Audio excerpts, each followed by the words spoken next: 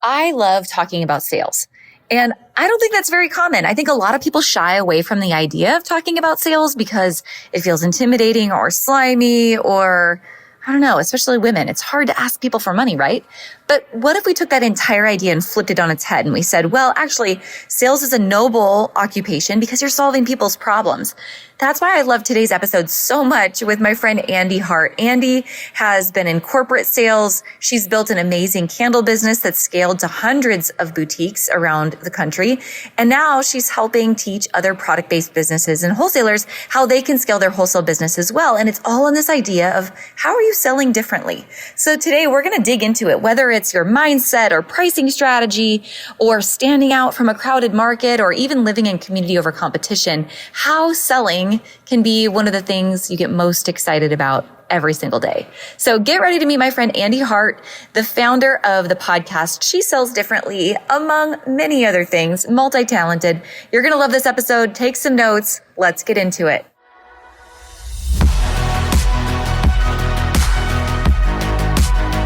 Business can be a lonely game, but it doesn't have to be. Welcome to Boutique Chat, where we explore community over competition and how to scale your company with the balance and the happiness that we all seek. We'll hear from product-based businesses of all types, retailers, e-commerce, and wholesale brands, along with industry experts shaping the future of our industry.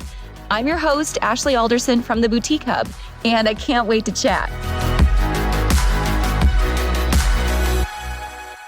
Hey guys, welcome back to the podcast. I am really excited.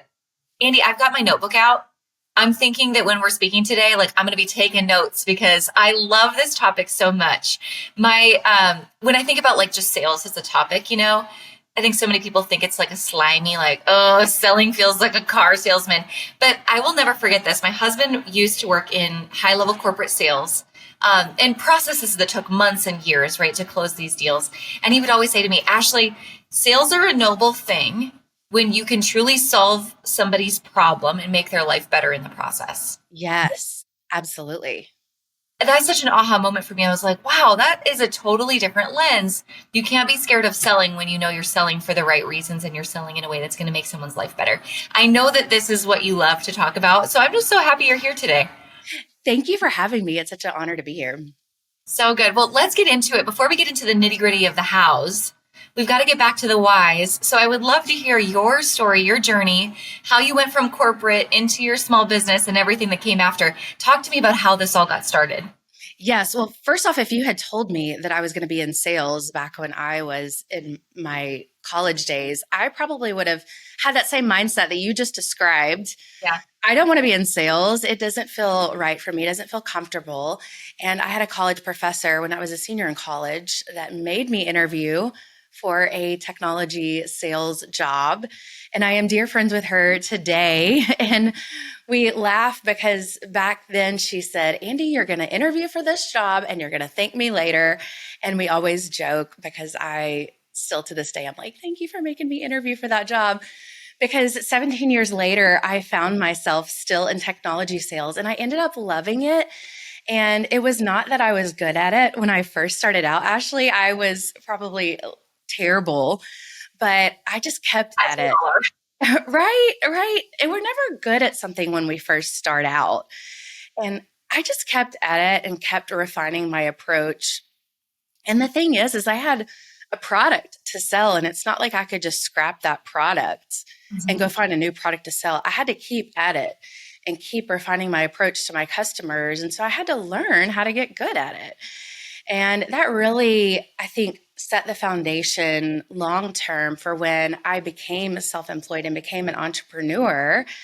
And we were talking before we started recording, during the pandemic, as most of us were sitting at home and, after work, did not have we couldn't go out. I was thinking, I need something to do and to occupy my time. So I started making candles and giving them to friends and family just to bring joy during a hard time. And I got really good feedback and I started selling them. And I wish I had $1 for every time someone told me that the candle market is saturated, because I would be rich and wouldn't need a candle company or a coaching company. But I really dug in and figured out how to differentiate my products and just had tenacity of getting my products out there. And so I started learning how to wholesale my products, and it took several months to really figure it out. I made a lot of mistakes behind the scenes, but I quickly, my goal was to be in 4 wholesale accounts by the end of that year. And by August, I was in 120. So talk about learning how to scale quickly. So it has just been a fun adventure ever since. And I have since scaled even more and just loving it. Quit Yeah. my corporate sales job and still using those sales skills, still have my candle company, but using all of that combined experience now to teach product makers how to start wholesaling their products and getting their products on boutique shelves. What's so funny is if I had a dollar for every time I heard a wholesale company say, when I first started, I had to Google what is wholesale? How do Right? I wholesale? It's not something that, you take a business class, you don't even learn much about what wholesaling is even then, right? Growing up. So go back to this. You start the candle company while you're still working corporate, and all of a sudden it starts to, take off. Tell me about the very first iterations of wholesaling. How did you get your first couple of stores, and what were the most important lessons you learned right away at the beginning while you were still working corporate? Yes, I literally would come home from my corporate job, or I should say, I was still working from home at that time. I would hang up my corporate job and I would just start Googling wholesale, boutiques, right? And I would send them a letter, an email, and I would hear crickets for the first couple of months, but I just kept at it. And I know that on average, and I think that this number has even gone up since then, but it takes people 7 times to even see your brand to even consider buying from you. And so I knew that I couldn't just send one pitch email and consider they've heard about me and they don't want my product. And I also knew if they said no, that doesn't mean that there's something wrong with my product or, I can't take that personally. They may have just invested in a candle line. And so I just kept at it. And I set a goal for myself. I'm going to send a certain number of pitch emails every day. And that compound effect after 2 months just exploded in month 3. And so that tenacity was really what I attribute my success to, and just refining my process so that when I started hearing yeses from retailers, I saw what they were responding to, and I just took that email format and just kept on and kept on and kept on. And the no's, I wasn't afraid to ask for feedback. And I got some hard to hear feedbacks, but some really valuable feedback that I was able to implement and then get a lot of yeses from that feedback too. Okay, we've got to talk about that more because I think that's the reason, like, hearing the no's is the reason a lot of people don't start in the first place, or the reason people don't follow up. Like, I think it's easy to let yourself off the hook with, okay, I sent the pitch email. They didn't like it. They don't like me. They don't like my product. They didn't respond. But really, the answer is always no unless you continue to ask. So you have to follow up and follow up. I love that you said that. But when you did get that feedback, talk about taking that feedback. And if you want to share what it was, that would be lovely. What can we learn from the no's? Yes. So first off, I always say, if you go ahead and have the mindset that you're going to hear no, then it's a lot easier to hear no, right? Because it's a numbers game. And if you just go ahead and expect that you're going to hear no, it's a lot easier when you do hear it. And so I had a dream retailer. This was a retailer that I really wanted to be in. So I sent them a pitch email. I actually even sent them some sample candles, and they actually were kind enough to tell me no. So when I say kind enough to tell me no, because a lot of times you just won't hear back. And so when they told me no, I just reached back out and said, thank you so much for responding. I would love any feedback that you have. I respect you guys. You've been in business for a long time. And what they said back was that my labels on my candles, they were attached with a ribbon. And she said they looked really cheap. Oh. And she said they're then we don't want to put them on our boutique shelves because we're afraid, they're not going to last very long. If like little kids come in, they could get bent really easily, smudge. And I was like, wow, thank you so much for that feedback. So what I did is I implemented in my business, I outsourced my labels because I had been doing them in-house. I was just starting out, and I cut my labor time significantly because we're not making those labels anymore. I outsourced them to a local printer that did a phenomenal job. They look so much more professional, thicker cardstock, and had a glossy cover to them, finish to them. And I had the most amazing feedback from my retailers that continued to order from me. They were like, your labels, they look so much better. And I got a significant boost in sales after that. So that one no, just from me asking feedback, even though that was hard to hear, I was so grateful for that. That is awesome. I love that story. And it also kind of reminds you on the flip side, right? Like now you've got this business that's grown and it's scaled. And now you realize how valuable your feedback can be for other people along Yes, the way. Rather than absolutely. harboring that and holding it in, just sharing, because what an opportunity it is to make somebody better. Yeah, I think about that even like as a boss. Like you remember like your first couple of bosses and you're like, oh, that one was really hard, but I really needed that. Or teachers, that one was really hard, but I really needed that. That's so helpful. So at this point, so you make some adjustments, things start to change and to scale. At what point did you decide, okay, now it's time for me to leave corporate? yes. So I had just been scaling so much that I had actually hired a somewhat kind of in between part-time and full-time operations manager. And I knew I needed to get my candle business out of my house at this point. And so we moved that out of my house and started a boutique storefront on the front of our candle studio. So it's kind of a hybrid candle studio, open concept where people could come in and see us pour our candles, which is really fun. And then we had a boutique and had our candles and some complimentary products that went along with our candles and home decor and gifts. And so I knew that if I spent time pouring into my business, the time that I was spending at my day job, then I could really make an impact. And so that was really when I just started thinking about it and praying about it. And it just the doors opened and I knew it was the right time. And so that was October of 2023. So it's been about a year and a half now. And through some different communities on Facebook, primarily candle maker communities, people just started reaching out and asking me questions about how I left my corporate job, how I was able to do that, how I got into wholesaling. And so I decided, you know what, I'm just going to develop a course and start teaching this, and kind of organically a community formed.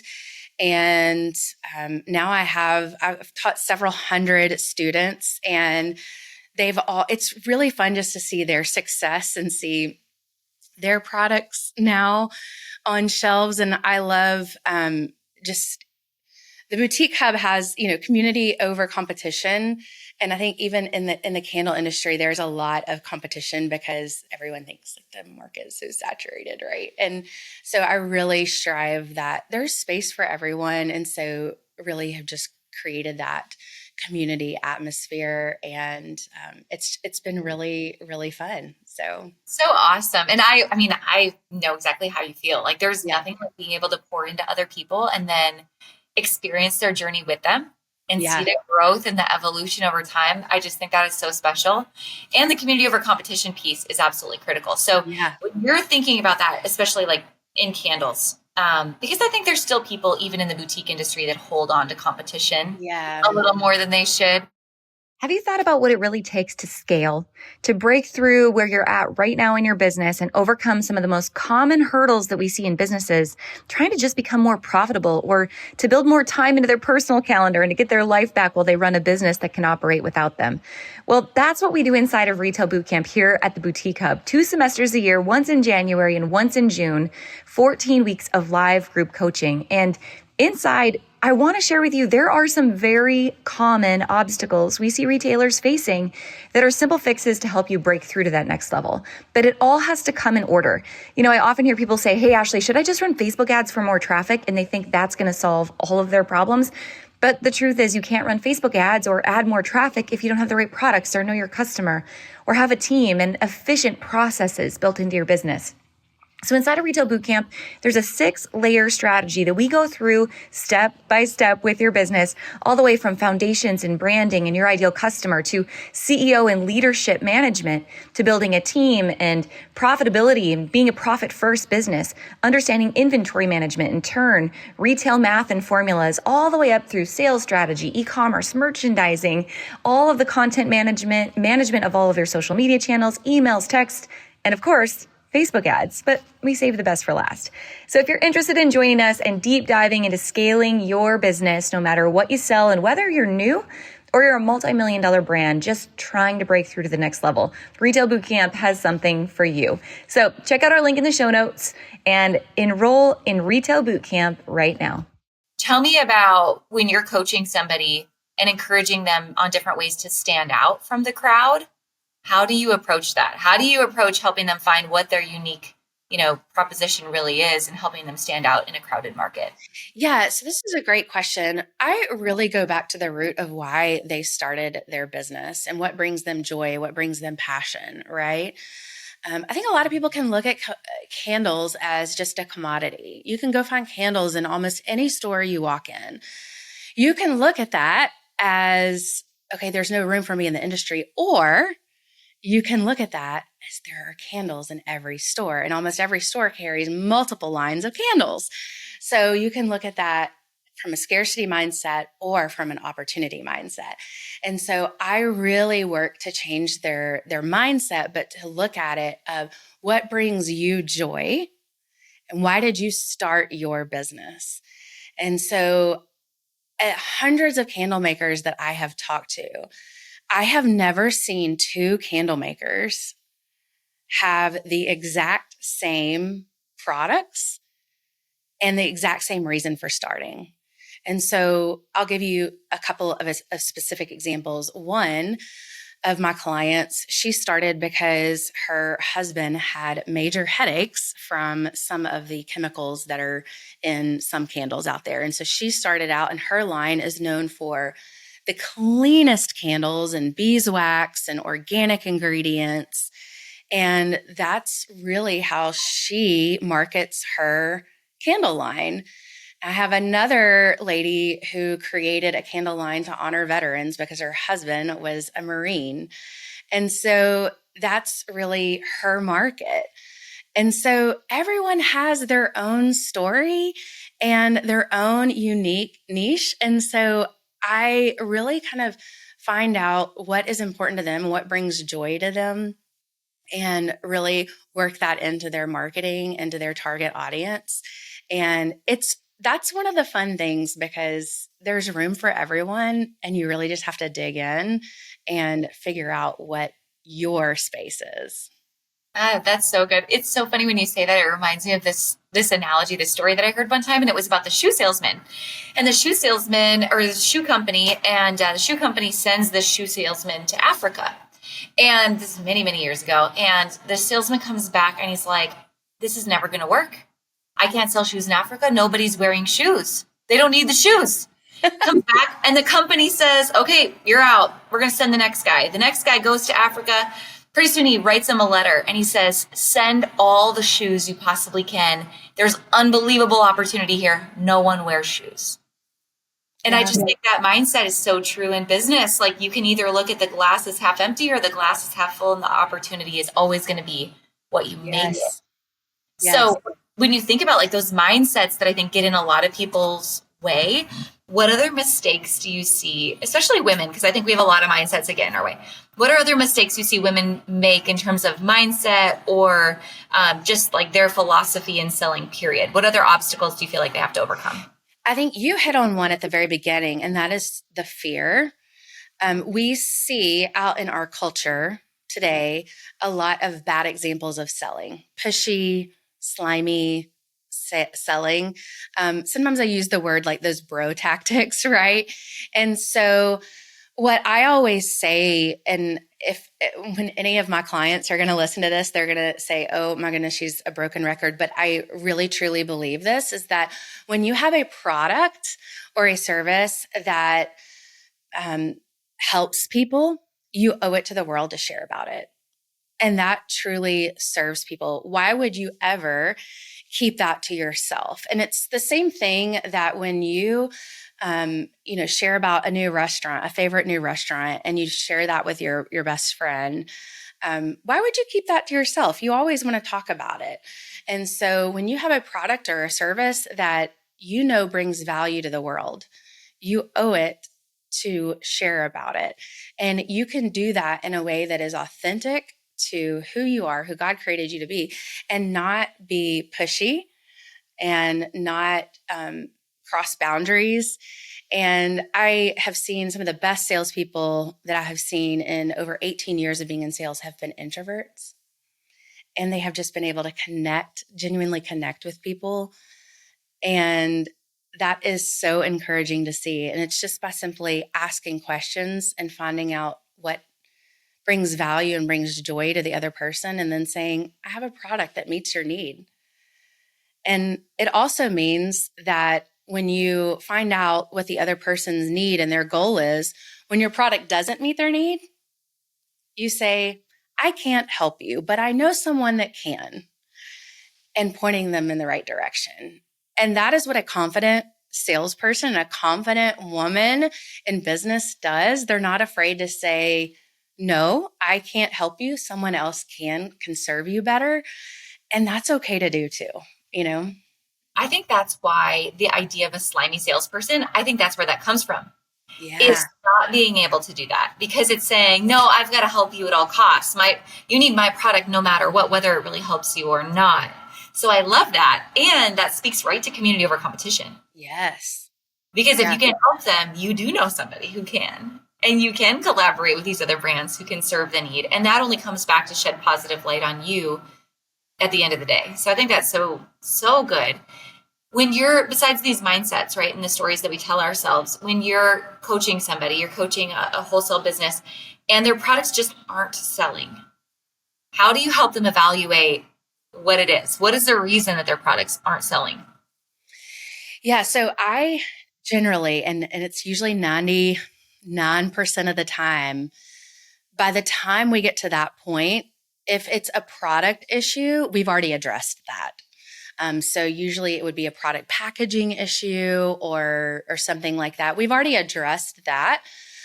So I usually always say it's not a product issue. It will be a pricing issue, or it will be a messaging issue. And we need to refine our messaging approach.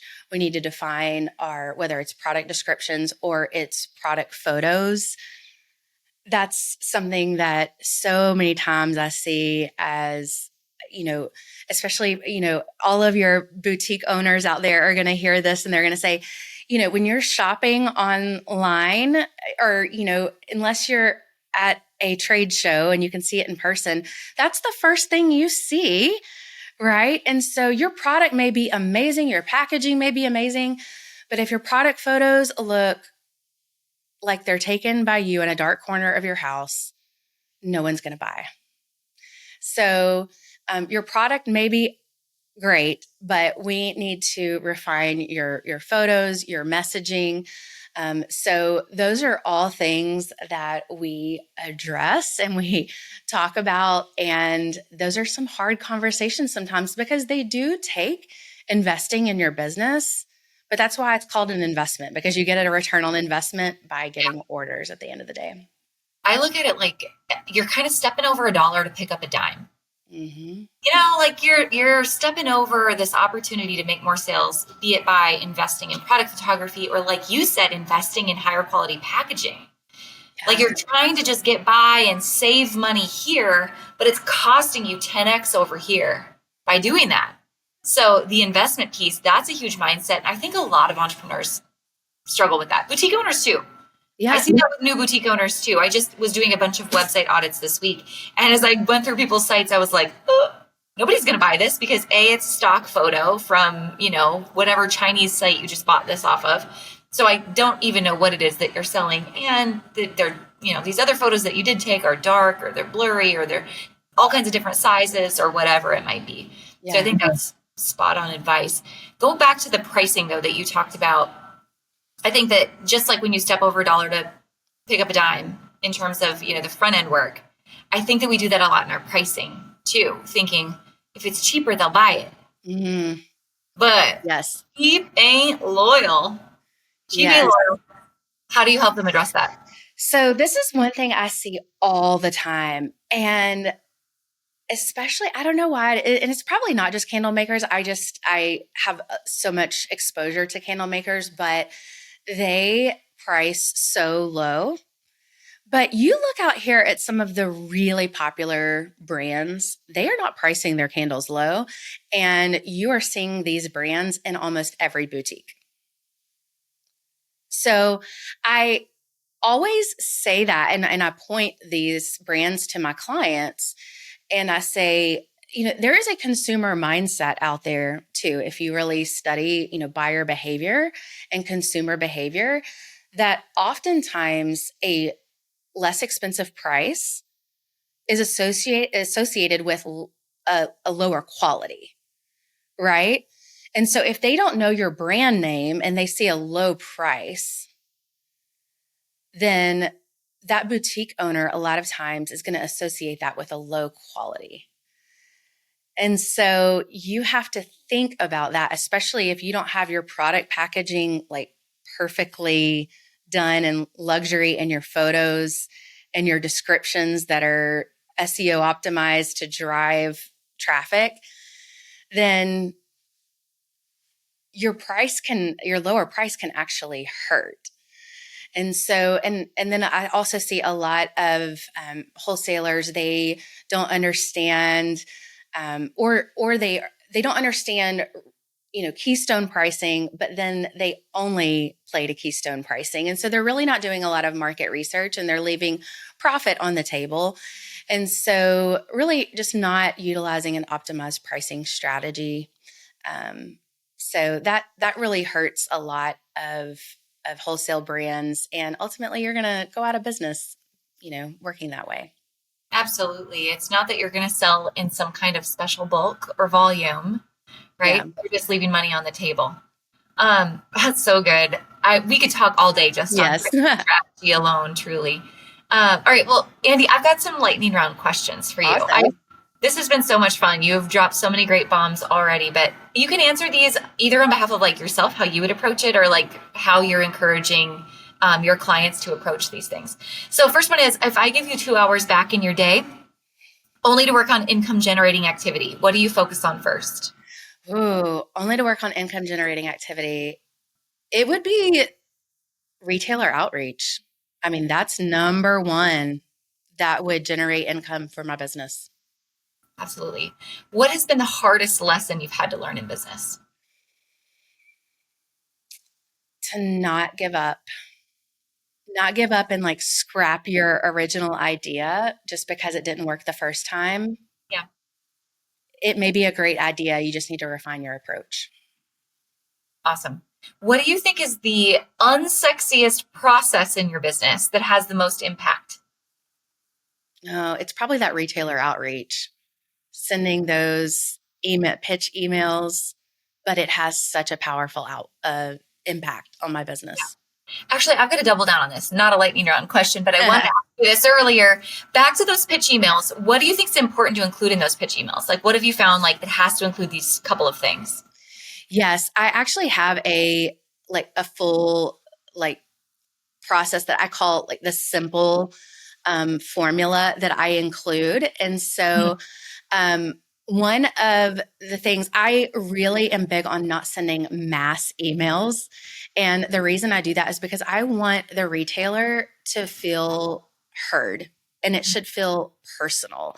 Yeah. And so I always research the retailer and make sure that I include something personal about them whether it's something I found on Instagram or on their website. And so following my formula, I make it very personal and address them. And then I make the ordering process very easy. I, kind of provide a hook of an incentive for them to order from me, make the ordering process very easy, and, just give my contact information, where they can order from me. Here's my contact information. But I never send mass emails. That could be a lot easier, but the reality is they're never going to respond to you. Yeah. So, I have a very simple, I actually call it the simple formula. So it's like 6 things that I put in the email. But that is what I include. So, yeah. I love that. Making them feel important every step of the way. What has been the best business advice that someone's given you that just always sticks with you along the way? This is so good. This is actually from my mentor from my corporate days, and I still meet with him once a month now. He hired me for my very first management job in tech sales. And he said, always seek to understand. Seek to understand and assume positive intent. And where I take that now as a business owner is when I have a customer sat issue, because you're going to have them, whether you're a boutique owner or a wholesale product wholesaler, is you're going to have customers that, have problems or whatnot, but seek to understand where they're coming from and assume positive intent. And you can turn those customer problems into raving fans. Yes. And when you take that mindset and you really work to partner with them, those have been some of the best customers when I have taken that mindset. And so that's been the best business advice. It's so true, because I think human nature is to be so defensive. Yes. And to just either write that person off, or I think about getting a negative review on social media or on Google. And it's easy to just I'm going to delete it. I don't want anyone to see what they said about me. But I mean, if you follow any of these big corporate brands, like I'll say Wendy's on X. If you follow Wendy's on X and you see how they speak to customers, it's awesome. And if someone's upset, how they handle it, it's funny, but it's relatable. I think if we can take that approach of just being relatable and seeking positive, or seeking to understand and then assuming the positive intent piece, man, the customer service thing can turn into such a positive experience at the end of the day. And then it really boosts your brand as well. I mean, if you become known for that, like you were just saying Wendy's, then that will spread. You will become known for that. So yeah, so true. So good. Well, I've got one last question for you, Andee. This has been so awesome. I have loved having you on the show, by the way. Thank you. Yeah, there's so many nuggets. I hope everyone takes away a ton of information. And of course, we'll link up all of your links, your information. If anyone wants to get in touch with you, we'll have all of that in the show notes today. But last question is this. So we're in the product sales business, retail and wholesale. And I think, and I know that you agree with this, when we look at our businesses and our lives, it's not about selling something. It's not about the widget that we're working on today. So when you look at your own life 30 years down the road and you're reflecting back on everything you've created and the lives that you've touched and the journey you've been on, what's the thing that you really want people to remember most about the person you are and how you live this life? What a great question. That I use my gifts and my talents and my skills ultimately to love others well. And for me to glorify God, to just serve, and that I did so with integrity and character. So yeah, ultimately what is life if it is not about doing it well and with joy and intention and purpose? So good. Well, this has been incredible today. Andee, thanks so much for being on the show. It has been awesome to have you here. Thank you so much, Ashley. It was an honor to be here. Thanks for listening, guys. I hope you took away all kinds of nuggets and new ideas from this week's episode. Don't forget to subscribe and leave a rating and review. We love to hear your feedback and give you a chance to be featured on the show each and every week. For more information on our spirit of community over competition and to access guest downloads and bonuses and all the resources we talked about on the show, head on over to theboutiquehub.com and join the community. We'll see you next week.